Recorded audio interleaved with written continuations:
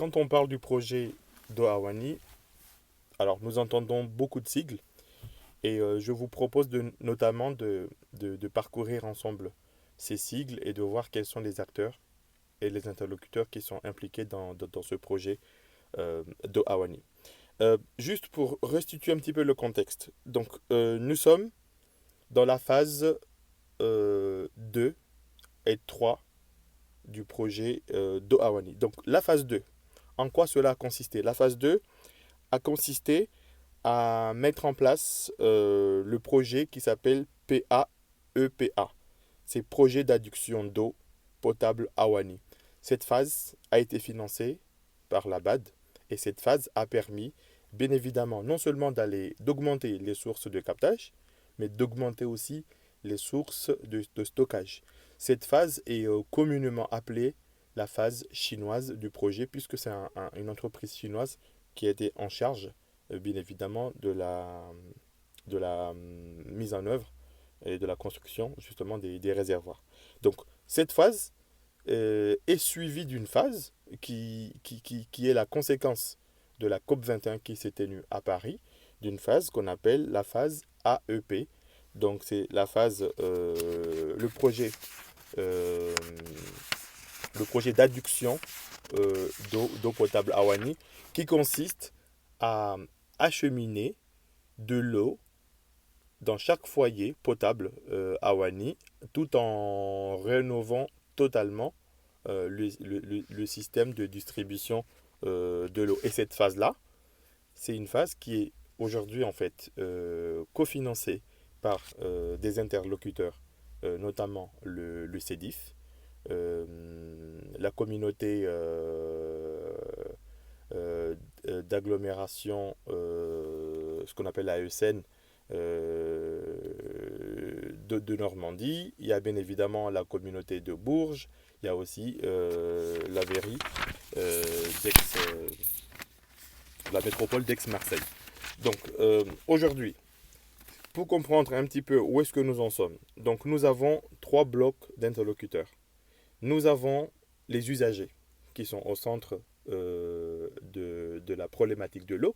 Les usagers sont composés bien évidemment de Monsieur Tout le Monde, de vous, de moi. Nous avons bien évidemment les entreprises waniennes, nous avons bien évidemment les administrations de l'État, nous avons bien évidemment les associations et tous ceux qui bénéficient de l'eau Awani. Donc le but du projet est d'alimenter tous ces bénéficiaires en eau potable Awani. Donc ces bénéficiaires sont au cœur et sont au centre, bien évidemment, du projet.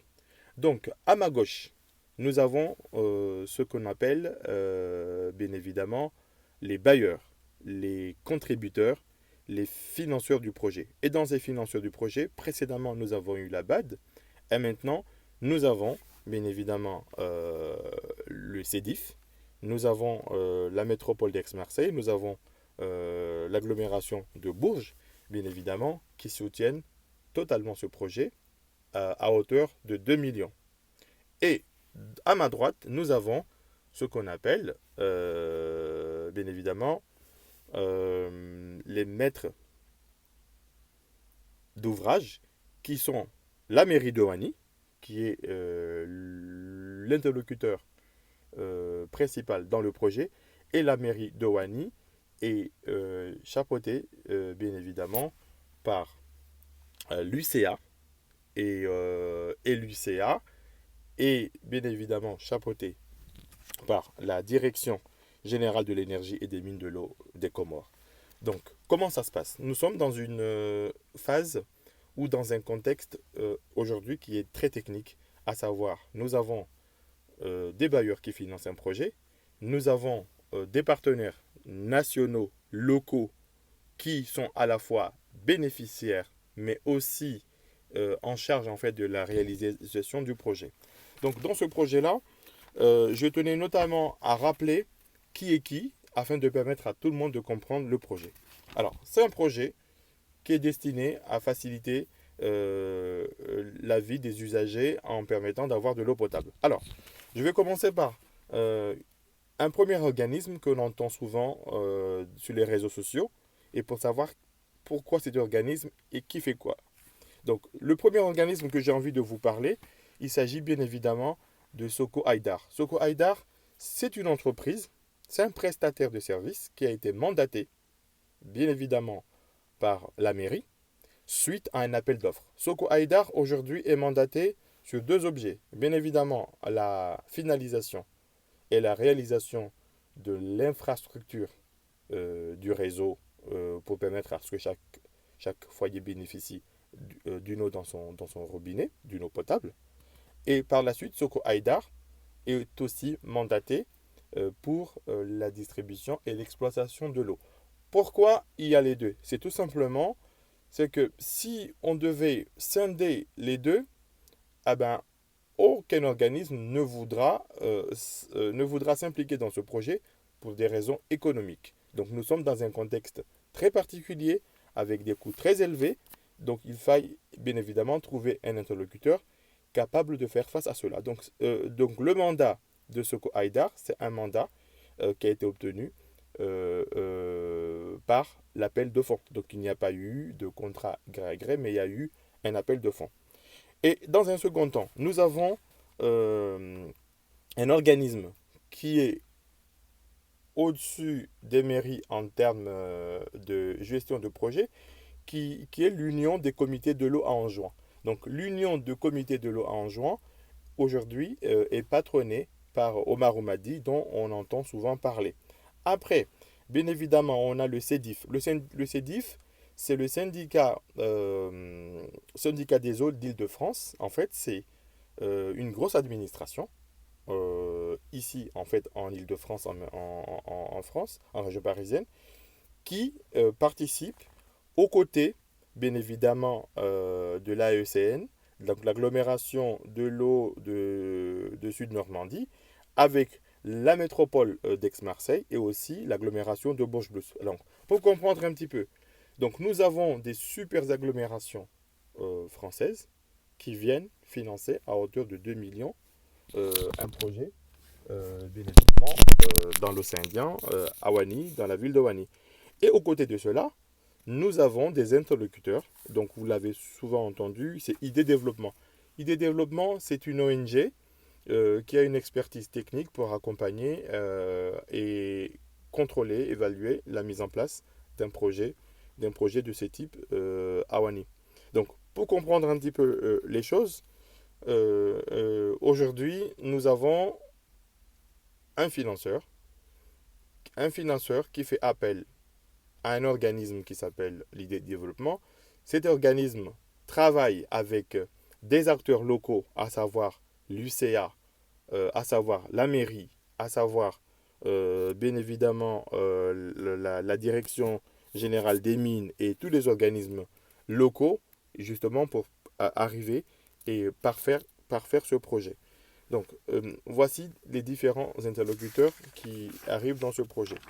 Donc, pour comprendre un petit peu comment ce projet en fait fonctionne, donc c'est un projet qui a démarré en 2016 et qui va aller jusqu'en 2020. Donc, c'est un projet qui est prévu pour 5 ans.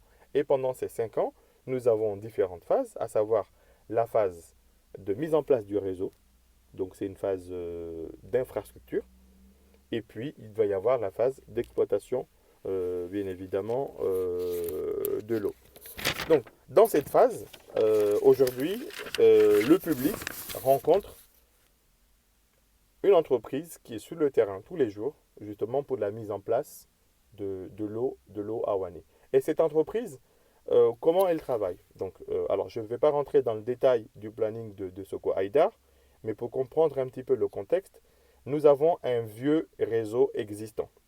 Ce vieux réseau existant, s'il faut le remettre en route, donc cela non seulement nous coûterait beaucoup d'argent, mais on ne verrait jamais la couleur et le goût de l'eau. Donc aujourd'hui, le choix qui a été fait dans ce projet, bien évidemment, est de, aux côtés du réseau traditionnel, vieillissant, obsolète et totalement rouillé, donc il a fallu créer un nouveau réseau et ce nouveau réseau va permettre bien évidemment de détecter rapidement les fuites et de pouvoir en faire l'exploitation rapide pour les usagers.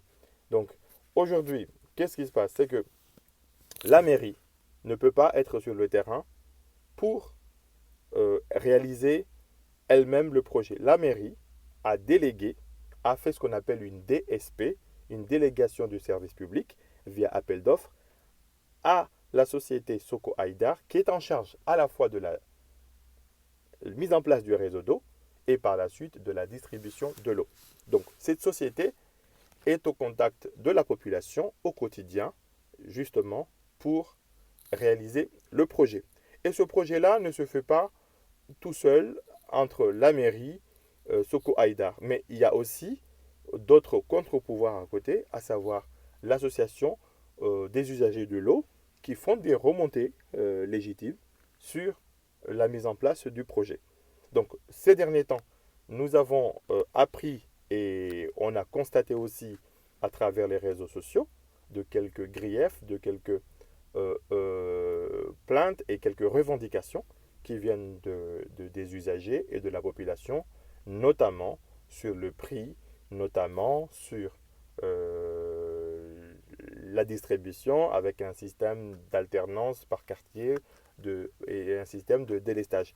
On a vu notamment une vidéo qui montrait, alors c'est pas une vidéo qui a été authentifiée, qui montrait en fait une énorme fuite au niveau du système du captage. Donc aujourd'hui, l'ensemble des griefs qui ont été remontés ont permis de tenir une réunion.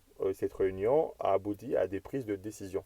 Donc moi, je tenais absolument à vous rappeler les différents interlocuteurs du projet et de vous rappeler aussi que, contrairement à ce qui s'est passé dans les années précédentes, nous sommes dans une gestion optimisée de projet. Et dans cette gestion optimisée de projet, nous avons différents interlocuteurs qui se rendent compte et qui se rencontrent aussi pour parler du projet.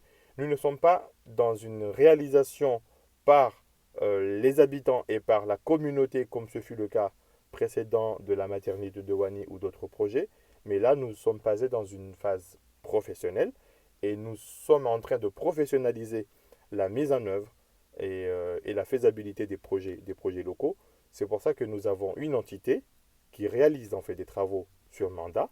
Donc c'est une entité légale qui a pignon sur rue. C'est une entité qui a un mandat légal et un mandat local et qui a défini en fait un cahier des charges qui permet justement d'aller jusqu'au bout du projet.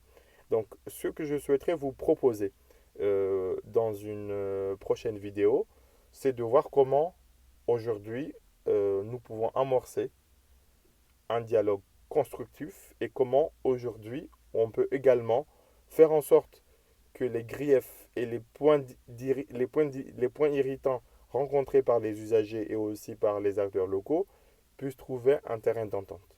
Je vous remercie et je vous dis à tout de suite.